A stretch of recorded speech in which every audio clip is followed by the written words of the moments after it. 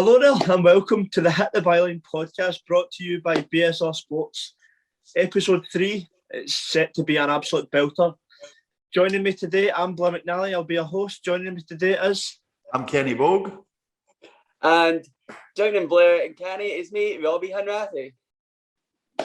Robbie Hanratty, the infamous Aberdeen fan, embarrassing himself coming onto the podcast. How we doing, boys? You all right?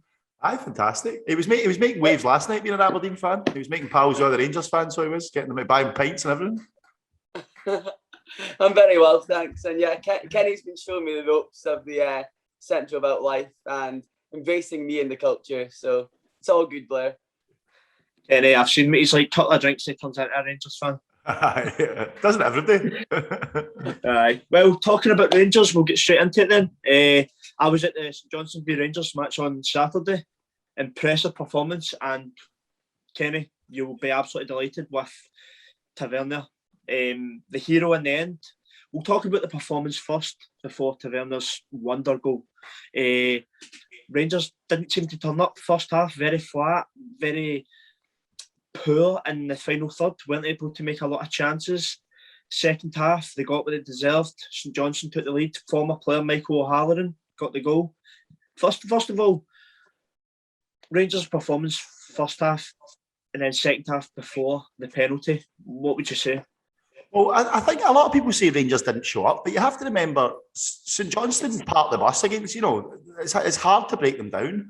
And Rangers did have a lot of possession. I think they had 2 shots on target. Kemar Rufford, the one that was saved, and then there was another shot as well that was blocked. But I think you've got to expect that in games like that, especially away from home. St Johnstone, it's not as if Johnstone were out attacking in the first half. It was all, everything was, Rangers were trying to break them down. But I think, like you say, second half, they showed great character as well, didn't they, to come back? Go a goal down. And I mean, O'Halloran, what a finish for him. I was very surprised because he's not noted for his finishing. He is a danger man, so to speak, but his finishing is not usually the best. But it was quite funny because I was sitting with my pal and I says, that O'Halloran, he's rubbish, and then bang, 1-0. All right. So, first of the commentator. Commentator's curse, aye. But I know. What did you think, Robbie? Yeah, well, Rangers yet again getting a penalty. Is that his conspiracy? It's a Stonewall penalty.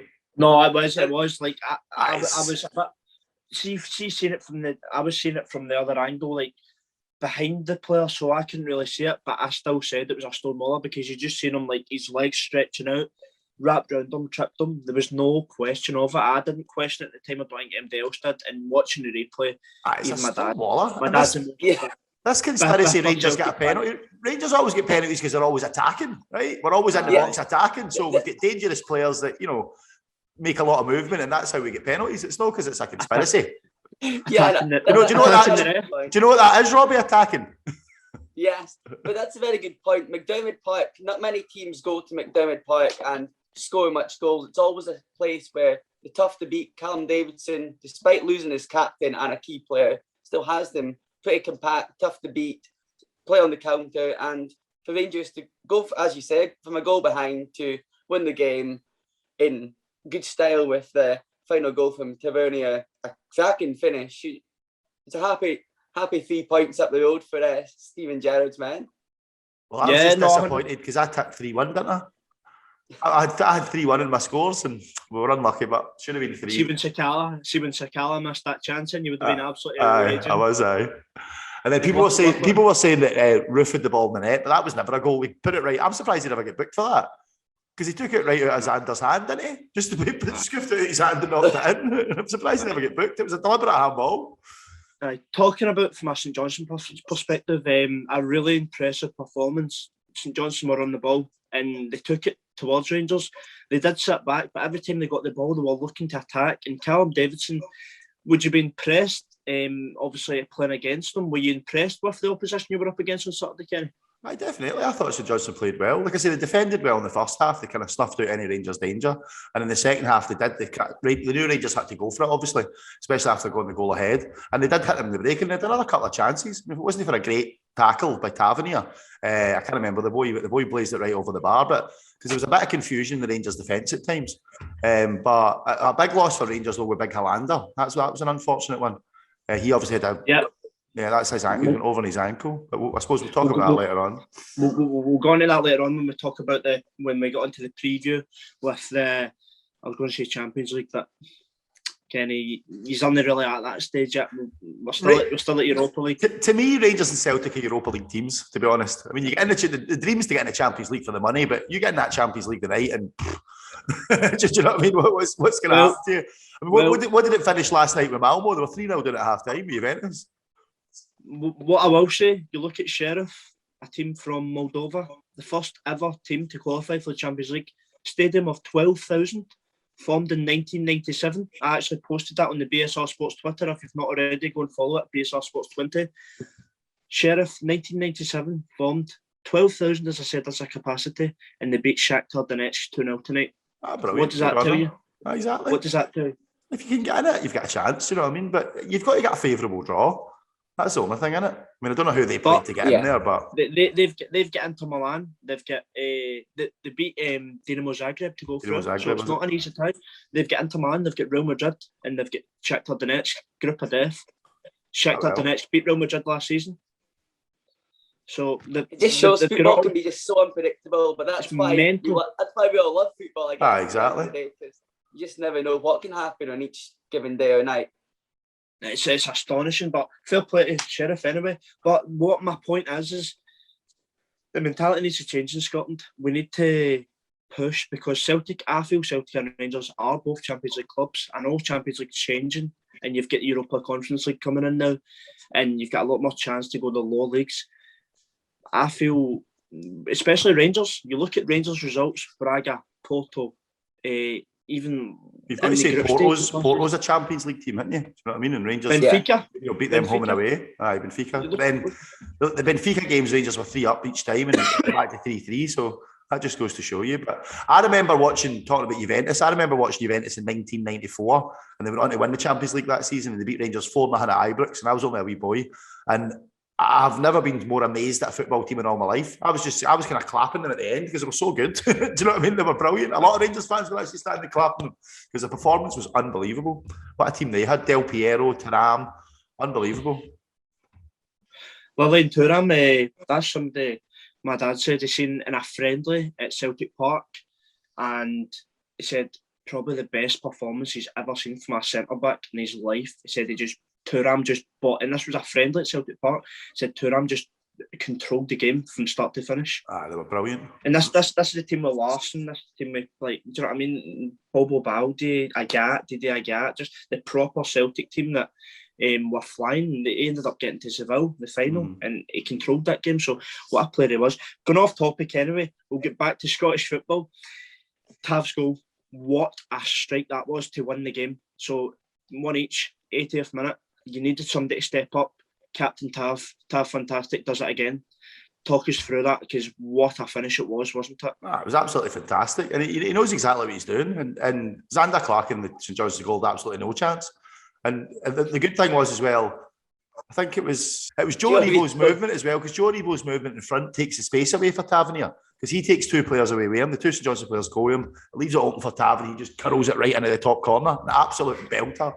And the celebrations as well were just amazing. Do you know what I mean? Because it just shows the Rangers team have been through a lot recently, you know, with all the COVID and all that sort of stuff.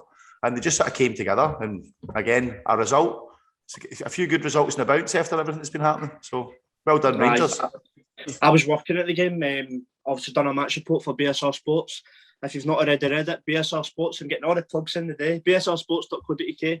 Go and read the match report if you've not already. But I was at the game covering it, and you think the goal's good on TV when you watch it overseas in person. You see Xander Clark stepping out. His position's not the best, but you can see why he does it, because he's expecting a cross.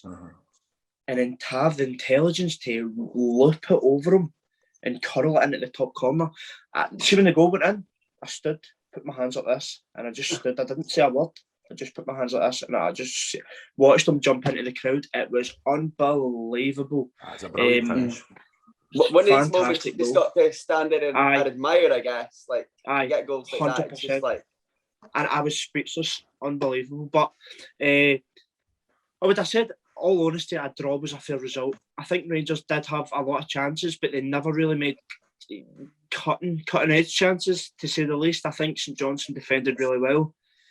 Callum Davidson was disappointed in the end. Gerard's just Gerard. He just hits it with cliches every week. But legend. What can you say? Aye, Gerard's an absolute legend. It's a pleasure to speak to him. He's also extremely handsome as well. Yes, I do bad things. He's just even hungover in the caravan the other day. Did you see that image? We'll move on for the Rangers game. Kenny, you're giving us the wrong image here. In case you get a wee bit ahead of yourself. On the other side of Glasgow, Celtic up against Ross County Saturday, wasn't it? No Furuhashi, big blow. Furuhashi's out for 7 weeks. Didn't need him because Albion Ajeti turned up. Robbie, what was your thoughts? Did you watch the highlights in the Celtic game? Yes, I've seen bits of the game, and I thought that Albion Ajeti, since he signed for Celtic, it's kind of been up and down for him. Hasn't been consistent at scoring or in the team. So to score a brace, I know it's against Ross County, who are yet to pick up any points or a win this season, but that'll do his confidence the world of good, and especially with Edward leaving, someone needs to step up there. Griffiths went out on loan.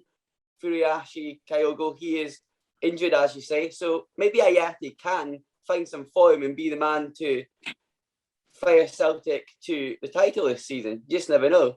When he first came in, he scored in like every game he played, didn't he? Like he scored about 3 in a row or 4 in a row or something. And then he just sort of fell away. But I don't know if he was injured or if he's not been fit. But injury. So maybe he will come back onto a game, because I mean West Ham obviously saw something in the bottom, and obviously Celtic have saw something in buying him for £5 million. But I mean he should be scoring goals. He's an international player, isn't he? See for Basel, it was unbelievable for Basel. Him and Salah were the 2 best players in the Swiss league at one point. I think he get named in the team of the year and everything, and that's why West Ham bought him. And then I don't know what's happened from there. But the Celtic are going to need him, aren't they? Because I mean they're struggling at the moment. I mean, how many players are out for this game tomorrow night? You've got Taylor, you've got Furuhashi, you've got Forrest, you've got Abada, and you've got McGregor all missing for tomorrow. So that's a big somebody to step up. A massive blow. We'll get onto that in a wee bit, but we'll talk about the Celtic performance against Ross County. Watching Ross County this season, shout out to my boy Peter Mackay. We're missing you tonight, but watching Ross County this season, it seems as if they're really compact. They play really well till that first goal goes in. I said to Celtic fans, once that first goal goes in, Ross County will crumble. And the exact thing that I said happened again. They done it against Hibs. When I went and watched them, and I said they're going to do it again, and they done it against Celtic at the weekend. But Ajeti get these 2 goals, very, very promising. Kenny, do you think Celtic pose much threat this season after your Old Firm win? Do you think the title race is still wide open? I think it'll be tighter than it was last season, but it just depends if Celtic can keep players fit. I mean, I do feel a wee bit sorry for the big man, Postecoglou, because he's not been able to sort of...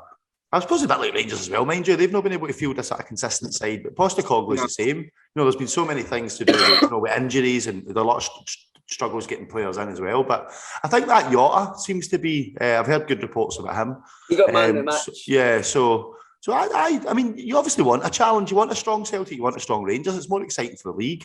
I mean, it was good last season being a Rangers fan to run away with the league and win it by 25 points. But I mean, the season was over in March, and that to me as well didn't help Rangers when it comes to the cup competitions, because they're all relaxed and maybe take the feet off the gas a little bit. So. I mean, obviously, I want Rangers to win the league, but I would like a strong Celtic, and obviously, I want Rangers to win the 4 Old Firm games. So, but I wouldn't mind. I wouldn't mind a wee 4-3 at Parkhead. That'd be quite good. That'd be great, and I think it's good to mention, as Blair said, with Ross County, they managed to hold Celtic away from home till 64th minute. So that must be a credit to them. I know they did lose 3-0, but it shows that they can do it. And then Cameron Carter-Vickers on his Celtic home debut, I think, scoring. And I think there's a few Celtic debut. Celtic debut. So that's another positive for them, because they've also got 2 new centre-backs in Carl Stauffer and Carter-Vickers. So that centre-back pairing sometimes take a bit of time to bedding, so it's good to get a goal early on in his career. Probably the luckiest goal I've ever seen. I was just going to say that. You've got to feel for Ross County because that was such a deflection. I mean, the boy hit it low on the ground and it ended up looping over his head when it deflected. It was such a deflection. It was unbelievable. Oh, Jesus, man. I watched that. One of my pals, I went to see Carter Vickers' goal. I was expecting a pure belter in his debut. Do you know what I mean? Like a pure 40-yard header. The way he was explaining it, and then he just hit it. I was like, Jesus. You need that in football, don't you? You need a bit of luck at times. You need something to go your way just to sort of spur you on, and that's obviously what happened to Celtic on Saturday. They get that wee bit of luck. Aye, spurred them on, and then obviously Ajeti banged in his two as well. Hard work gets lucky. Motherwell v Aberdeen. It was a disappointing result in the end for you, Robbie. You were actually at that game. Talk us through it. Yeah, I was at Fir Park, and it was one of these games like. Celtic had 78% possession against Ross County, scored 3 goals. Aberdeen, 75% possession against Motherwell. Played very comfortable and some very nice football, but it was a tale of just not taking chances. Van der Veen for Motherwell, goal and assist, and simple crosses into the box, really, and Motherwell take the chances, whereas Declan Gallagher, who Aberdeen signed for Motherwell, he got dogs abuse the whole game. He had to delete his social media accounts, but he didn't fill himself with much glory. And I just feel that Aberdeen, it's the build-up play can be so nice, but at the end of the day, if you're not putting the ball into the back of the net, then it's at 6 games now, which is important to point out for Aberdeen, without a victory. So I guess pressure will mount on Stephen Glass if they don't start picking up some points. And what about Glass's after the game, Robbie? He was pretty upset that the Motherwell striker wasn't sent off. Yeah, I see where he's coming from, but I think, not to be point fingers at Bobby Madden, but I think he was inconsistent for both sides for his decisions, and that's yet another game that Stephen Glass on the touchline has picked up a yellow card. So I think it's just, he's a fiery type, passionate type on the touchline, so his interviews maybe reflect that as well. Robbie, you're very calm compared to straight after the match. What minute was it you left in again? Oh, well, terrible. I had the excuse that I was heading to Transmith on Saturday night, so even if Aberdeen were winning, Subway loyal. I might have had to leave the game early, but Motherwell scored the second. I was very fuming, put it that way, and had to leave. But I have faith that Aberdeen face at Johnston this weekend. It's never got to be an easy game, but it's another good point with Aberdeen. They've built probably the strongest and biggest squad in a long time. And Dave Coymack's invested in a squad of 22 players. There's 3, Niall McGinn, Matty Kennedy, and Jack Gower was sitting in the stand, fit, but not even in the squad on Saturday. So they've got a good squad there, but it's finding that magic formula that can get them goals, turn the possession into goals, which for managers and teams, we know it's not easy sometimes. Do you think it's just taking time for them to gel, Robbie? Yeah, I really feel it is, because Christian Ramirez, who I said, scores all the time and everything. It's when he first came in, he scored, I think it was 4 goals in 3 games. He was running. And then the more recent games, the ball's played so much in like midfield or in the flanks, but if he's up front on his own, he seems to play best when he's up front with J. Emmanuel Thomas. But J. Emmanuel Thomas is a player that he's so frustrating watching him, because it can one minute be like having Messi in your team and skinning players and got great skill, and next minute he's anonymous. So I guess that's why he's at Aberdeen and not still at Arsenal or something, though. And I guess these players do need time just to gel and hopefully have a successful season and get 3rd or 4th place this season, which I'd say is a success. Aberdeen and Arsenal are on the same level, but so do you know what I mean? Same position in the league. They're not really at. You need to accept the cookies to see them in the league. same colour strips. But talking about Motherwell, all credit to Motherwell. They turned up and they done what was needed. Kevin Van Veen, Kenny, looks a terrific addition to the team. He's done well so far, anyway, hasn't he? He was over. He's a Dutch boy. He was in the Dutch league playing before. Yep. He seems to be. But I mean, that Graham Alexander's done well, hasn't he? He's brought in a few good, sort of decent players. So, and after Motherwell's results last season, it'd be good to see Motherwell sort of back up there, because Motherwell's a great club as well. I mean, see what they did for the fans. You you've got to take your hats off to Motherwell. You know, they raised 80 grand to give people that can't afford that a season ticket. I mean, Rangers and Celtic don't do that, and they could probably afford that. So I think Motherwell's the sort of team that you can always want to do kind of well, if you know what I mean, because they are a great community club. I agree, Kenny. I think we can all echo that. And from being at the game, I said this to Motherwell fans in the pub after the game. The atmosphere the Wild fans created, they might only have a small number of fans, but a loyal support who sang. Aberdeen had a very sizable away support, but they couldn't string 7 lines of a song together, whereas Motherwell boys, give them their due, they kept going the whole game and spurred their team on to victory. So fair play for a small team where they could easily get the train or bus through to the other teams in Glasgow. They stuck by their team and they're 4th in the league, I think, at the moment. So fair play. Pretty sure I've seen a video of you singing "What the fucking hell is that?" Oh, no, but the viewers that. You talked about Declan Gallagher. He was replaced by Ojala, the Finnish centre-back who came in. He scored on Saturday. Looks as if transfer business has been done right yet again at Fir Park, replacing players with even better additions, you might say. Yeah, I think Motherwell, as you say, they always seem to do that over the years, even with strikers. They'll have a guy that can bang in the goals, then a team in England will pick them up. Then they pick, like Henrik Oyama sticks up to me. They pick up these gems that seem to do well. And even in defence, losing Declan Gallagher, who was the captain, and then he doesn't have the best of games against his old club. And then Oyala, the replacement, scores. It can't get any better for Graham Alexander. So the Well fans must be delighted with the business that's happened. Remember Louis Moult? He was a goal machine, wasn't he? Louis Moult, he was brilliant. Kenny, you remember him? Aye. At Pedro's semi-final when he lobbed it right in, it was a belter. Robbie, one last thing. What do you think about the pact of Hearts, Aberdeen? Who is it? Hearts, Aberdeen and Hibs. I think Dundee, maybe, or Dundee United. I think it's Dundee United. Of them. It's Dundee United as well. What's your thoughts as an Aberdeen fan on this?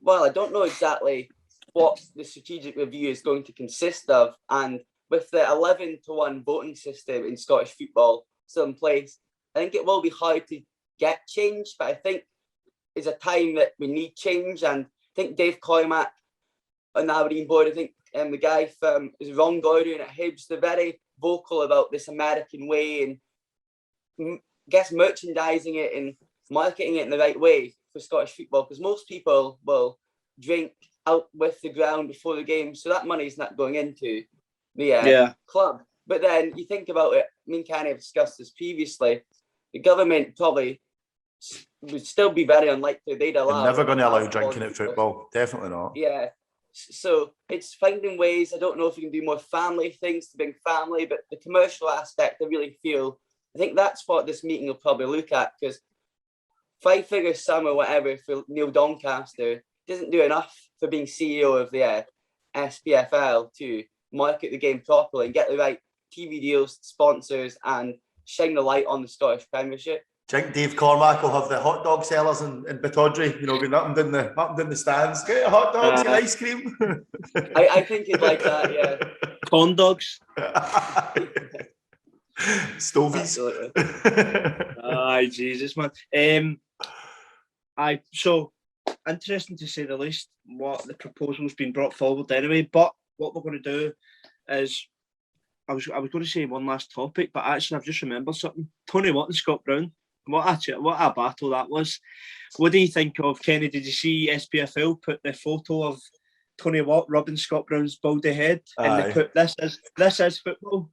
See him barge right into Brown as well. I don't know if it was the first half or the second half, and then Brown sort of fell over like as if he'd been poleaxed. You know what I mean? It was just a wee nudge like that, but they were just having a go all game, weren't they? Everyone wants to have a go at Brown, but I think it's right hard. It started because Brown was mouthing off at him. Now you know what Brown's like. He mouths off and he winds people up, and that's where it started. But I love it. In the end, this is the first season you've loved it. In the end. I wasn't having his dancing around Pittodrie, was it? In the end, Tony Watt came out on top. Is it interesting to see the battles between teams, even in the Scottish Premiership, boys? Definitely. I think it's interesting as well that the fact they were teammates at one point when you think about it. Tony Watt scored that cracker against Barcelona that sort of made him, didn't he? And then obviously now they're battling out. I mean, Brown does it with everyone. He's a wee battle with Halliday every time, doesn't he? They have a wee sort of set to with one another. I mean, there's him and Morelos, for instance. They always have a wee well, not now. Well, they might actually know he's at Aberdeen, and Morelos does like a red card against Aberdeen, so that can be quite interesting, actually. Moving on, Thistle v Inverness. Did you see the? We'll not talk about this too much because I might start to get upset. But Thistle went to Inverness expecting to go top of the league. We could have went top of the league, could have taken over Inverness, but instead we came away with a 3-1 defeat. Typical Thistle, but that Inverness top of the league now. Aye, Inverness top of the league. The Highland Jags beat the Glasgow Jags. Aye, whatever you say. But that's Thistle. Thistle have dropped down to 4th now. Arbroath are in 3rd, which is very interesting indeed. What I was going to say is, did you see the keeper howler by Jamie Snedden? Yeah, it was awful, wasn't it? It's disgraceful. What is your thoughts as an outsider watching that? It's just that you've got to feel for keepers. They make mistakes, don't they? Do you know what I mean? And if you make a mistake in that position, then it's pretty much a goal in it at the end of the day. So you've got to be hounded for it more than as a goalkeeper rather than a striker misses 5 chances in a game. You're not got to be as critical if they score that one, but keeper can make all these saves, but have a massive power. It's just one of those things, isn't it? You just hope the keeper will bounce back for it. Do you know what I mean? Obviously, they made a mistake. And just hopefully, he'll the manager will stick by him. And aye. The problem is with Thistle, the last 6 goals that have been conceded away from home, 3 or 4 of them have been goalkeeper mistakes, and it's from two different goalkeepers. Because at Arbroath the last time, the other goalkeeper, he passed it to Harry Stone. He's on loan from Hearts. He passed it to Nicky Lowe. Nicky Lowe just slotted it into the net, and that's twice in a row for the away fan. You got to feel for the away fans. Definitely, especially on the way up to Inverness. Mind you, that bus would be good up to Inverness. It'd be good fun. A few beverages, maybe. Yeah, 1 or 2, I'd imagine. Kenny, you would they make it home? I've not made it home before, believe me. Blair, I think you make a very good point with the championship this season. I think Inverness have won all their games in top, come out like a second. But Arbroath, 3 or 4 seasons ago, they were nearly in a playoff in League 2 to get relegated out of the Football League, and then suddenly they're 3rd, flying, and the only part-time side, and they're achieving so much with Dick Campbell. So it's a project I really like to keep an eye on the results each weekend. Look at Dunfermline, bottom of the league, and some of you boys, when we started this podcast, were tipping Dunfermline to win the league. They beat Dumbarton 5-1, probably one of the best performances I've seen in a pre-season game. Hamilton second as well. It's mental. Hamilton second bottom. Dunfermline bottom. It's mind-boggling at the moment. It's a crazy league, but it's a tough league, that league. I mean, look at the teams that went down. Rangers, for instance, I know they came up to get into the Championship, but they couldn't get the Championship. Hibs took a couple of years to get the Championship, didn't they? And that's obviously big, huge clubs. Dundee United as well. Yeah, it took a couple of years to get the Championship. So it's a tough league. What most people call it the best league in the country because it's so tight. Aye. You get 10 teams in it. It's so tight because you look at Thistle a couple of years ago, relegated and then relegated again. It's so easy to get double relegated. You look at Hamilton just now, can happen again.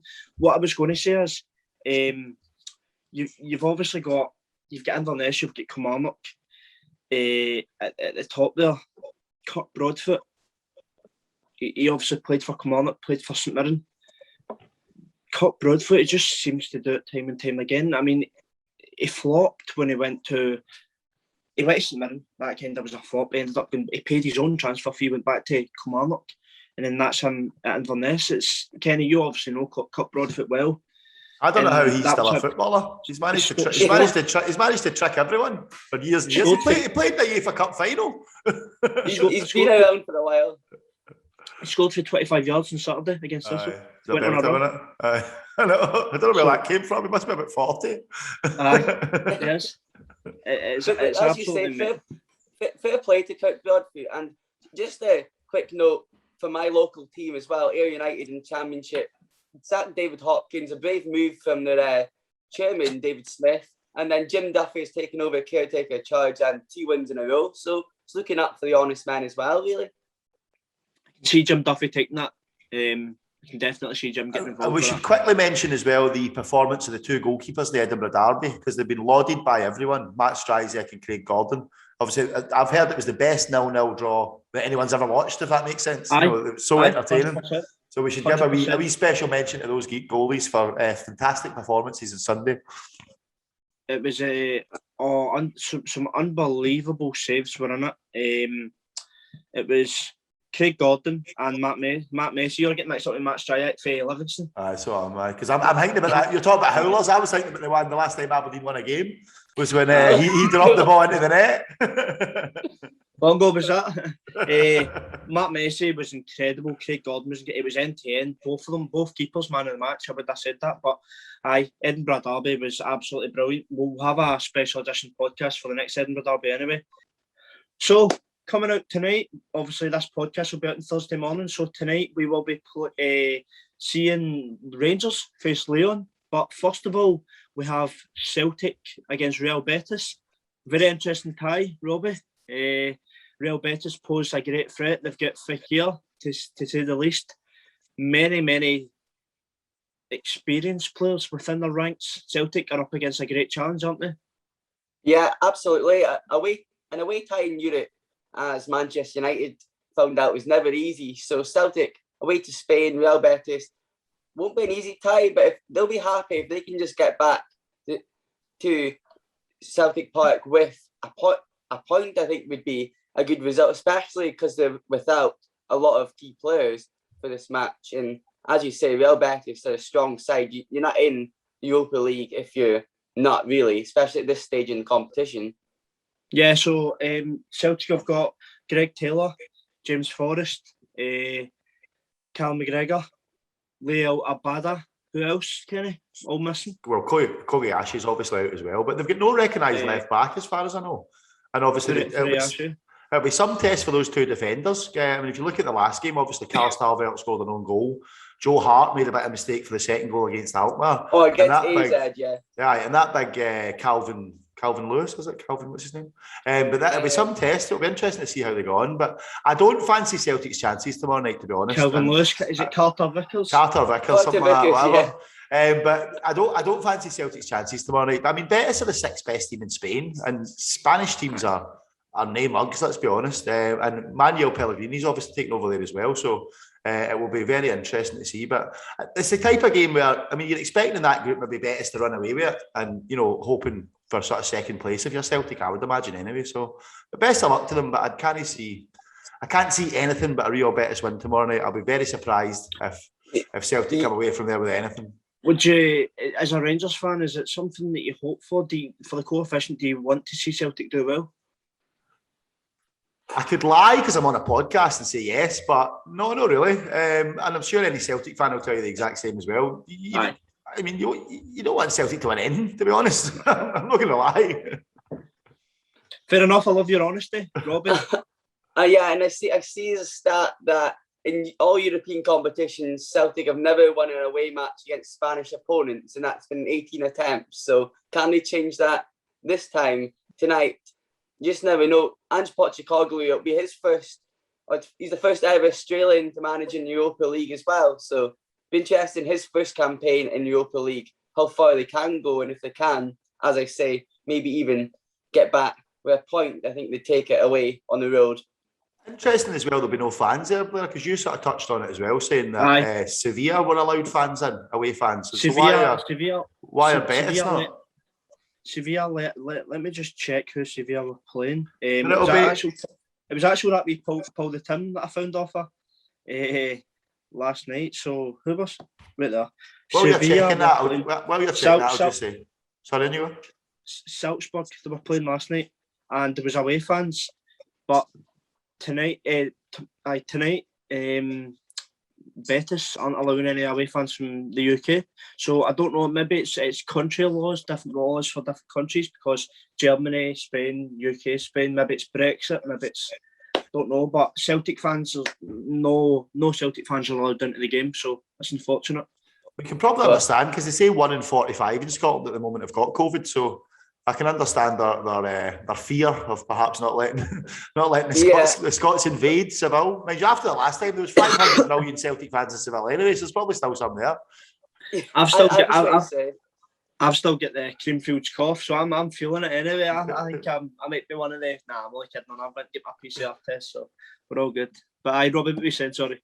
Yeah, no, I was going to say that even with the Scotland away game recently, there was fans managed to get over, and I'm sure Celtic fans, as we say, Celtic are one of the biggest clubs in the world. There'll be fans that live in Spain that'll manage to pick up tickets, and I'm sure people that do manage to get into the ground to the game in Seville will make a good noise and back the side too. Which I'll say this as an Aberdeen fan, I actually would like to see the Scottish sides do well in Europe this season. So you would just like to see your team in Europe. Come on, let's be honest. Can't even get in the bloody conference. That's what I was going to say. Oh, yeah. Come on. I know that was disappointing, but that's a topic for another day. The best of the Scottish football sides, not letting the side down. Let's not make him be down too much. He's already done bad enough as it is in the league. Never mind talking about Europa League, reminiscing. But so Celtic obviously missing a host of players. What's your predictions for the game going into it, Kenny? I'd maybe see 2-0 Betis. Mm-hmm. Robbie? I'm going to go 1-1. I think it'll be a tight. I think Celtic. There's an inexperience in that team. I guess Tony Ralston, I know he's came into a game, but no Celtic fan really expected him to be a regular starter. They've got Adam Montgomery, then they've got that 2 new centre backs. But I think they can get away with a point. I really do. I'm going to say 1-1. That's a very, very interesting Blair, choice, Robbie. You giving us your tip? 1-0 Celtic. Furuhashi hat-trick. Get on.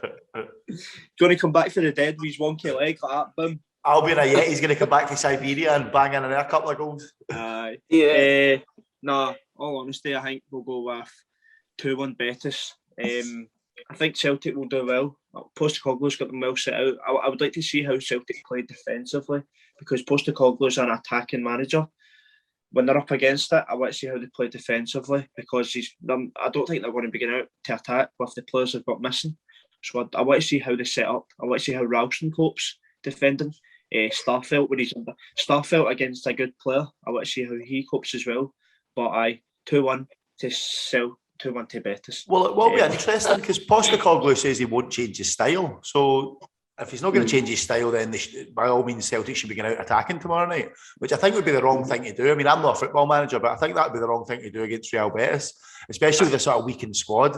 I would play 1 up front and maybe 5 across the middle and 4 at the back, and try and close the door, so to speak. Maybe hit them in the break.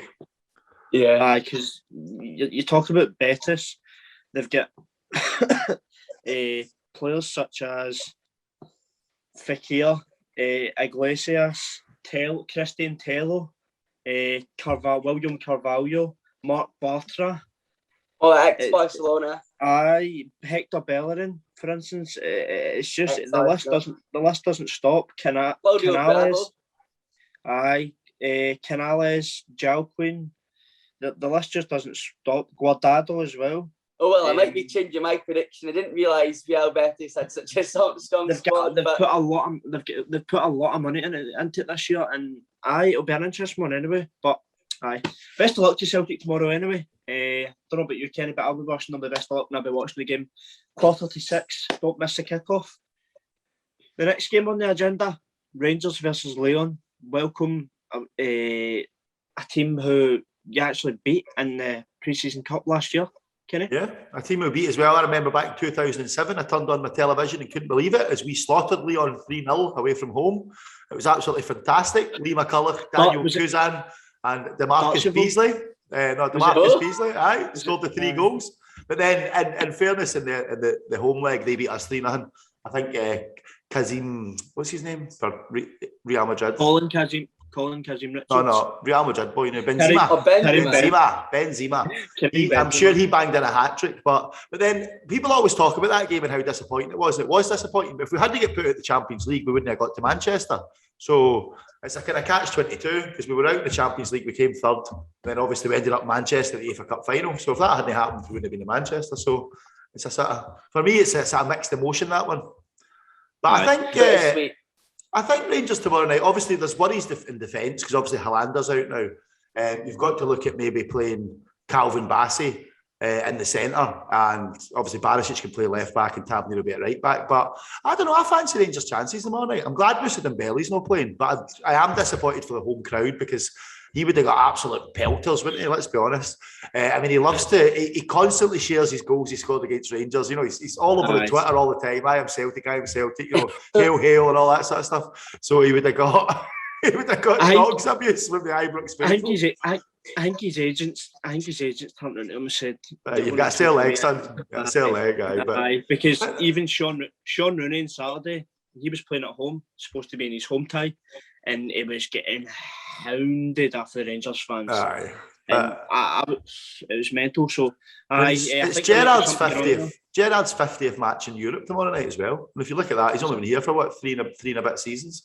So that's mental. It's quite, and they've got a good. I mean, they've won 25. I think it is. I think there's like 8 draws or something, and the rest are defeats, or maybe it's 13 draws and 8 defeats. I don't know, but that's mental. 50 games in Europe, and you know, Ibrox as well will be absolutely rocking tomorrow night. And a big European night. I mean, some of Gerrard's best performances as Rangers manager have been in Europe. And they've beat some fantastic teams. But and Gerrard himself says that tomorrow night is probably the hardest European tie they've ever had to face. So I think it'll be a really interesting one. And of course, if the wee main man Alfredo turns up, Rangers all-time top European goal scorer, then if he turns up, you never know what's going to happen, do you? No, definitely not. Kenny, what's your prediction for tomorrow night? I actually think it'll be a bit like the Benfica game. I think there'll be goals galore, and I'm probably going for a 3 each. Oh, that would certainly be tasty. I honestly think it could be as well. Actually, to be honest, high scoring. I think Leon might win 3-2, but I think there'll be plenty of goals in it. Because I think Rangers, they've got players in their squad that attack and can score goals in every position. But Leon, they're a very strong side. They're without Jurgen Shaqiri from who used to play for Liverpool, because he's yet to be fully vaccinated, and that's a bizarre one. But he's another player who usually would cause teams a bit of problems. And as you say, with Moussa Dembele, he scored 4 goals in 3 games this season. So you're very lucky not to be playing against him. But the Hunshelper, as Celtic fans call him anyway. Give me 2 seconds. I need to go and get a charge. I could have skinned Clint Hill. Clint Hill, the ex-QPR and Rangers. We've been abandoned by the podcaster. He says his predictions, closes the podcast. You get in your bed by half 11. And tan a few more Stellas. Yeah, you better be already starting the Stellas. just in my second. This doesn't run out. See if this runs out. That's my nut. What's your iPad for? Shit. Would be the first time that's happened to me. I'm actually buzzing with that Lacoste t-shirt she's gave me, because it's like a blue and white, and I was looking for sort of festival-y clothes, because I bought a couple of t-shirts a day, and I'm like, that's perfect. I'll just be able to wear that sort of one day next week. Do you know what I mean? That's class. Aye, I'm going to go to JD or something and see if I've got, because I always seem to wear the same stuff, these sort of things. So I'm like, we want to get something different. Get yourself a night set or something. Just depends what the weather's like, but doesn't it? See what I'm wearing? See what I'm wearing? Like night shorts and just like a top or something. Comfy. Aye, it's class. So cozy. Sorry, Mr. Boag didn't wear jeans. I learned that yesterday. Just on that note there about Shaqiri not being vaccinated, this was an interesting point I heard the other night. Obviously, the COVID vaccines come in now and all fans have to be vaccinated. But there could be players on the park that aren't vaccinated, but the fans have got to be vaccinated to get in the ground. So how does that work? Yeah, it's madness. It's absolute madness. But it sums up the way the world is. Aye.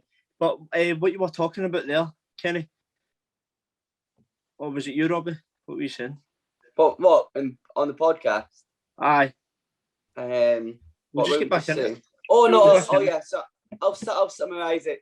So I think even though both sides are without some key players, I think it'll be a high-scoring game, as Kenny says, and I think Leon will just edge it 3-2 at Ibrox. But that hostile atmosphere that the crowd at Ibrox can bring will spur Rangers on to an impressive performance. I think that's what it'll go. What about yourself, Blair? No. I think it's going. Could I be. think it's going to. Park I'm above telling you, Central. I would take it. I would take a draw. it's going to be 0-0, but there's going to be a missed penalty. Somebody's going to miss a penalty. I don't know who yet. Who's getting the penalty? Rangers, Robbie. Robbie Rangers. Robbie will tell you that, and if it's a decent referee that will take a good bribe, they'll tell you that and all. Nah, the European refs don't know the script. They don't know that we're supposed to get a penalty. That SFA, man. Yeah, I'm sure Willie Collin would have given him a wee shout at his UEFA training. I always think it's quite funny, all that chat, though, because, if you look over the season, it all works out the same, doesn't it? I don't believe that any referee's biased in any way. I think they're just rubbish, to be honest, and make mistakes. Just Celtic fans being Celtic fans, on it. It's the same both ways, though. Do you know what I mean? Rangers fans say that Celtic get everything. Celtic fans say Rangers get everything. But I think Aberdeen get everything personally. Yeah, I'm sure all listeners to this podcast can relate to a lot of the things that we say as football fans, and that's why we love coming on this Hit the Byline podcast to bring our views, because we love to be passionate about the game we love. Exactly, Robbie. Exactly. And on that note, I would just like to wish Rangers the best of luck tomorrow. But until then, it's been an absolute pleasure, boys. Thank you for joining us, Robbie. Thank you for having us, Blair. Kevin. Thank Kenny, you. and don't be getting too steaming at your work tomorrow, Kenny. Not Even at if all. Rangers do get a victory. If you want to head down to 3 cheers if Rangers win, we'll be having a party, so I'll see you there. Aye. Three cheers for locking the door at night. But anyway, thank you very much, boys, for joining us. Keep an eye out, because we're going to be bringing a Champions League predictions preview very, very soon. So that will be coming out. And next week, we'll be back with another Hit the Byline podcast for a weekly HTB podcast. So thank you very much, boys. And it's a goodbye from me. Thank you. Thank you.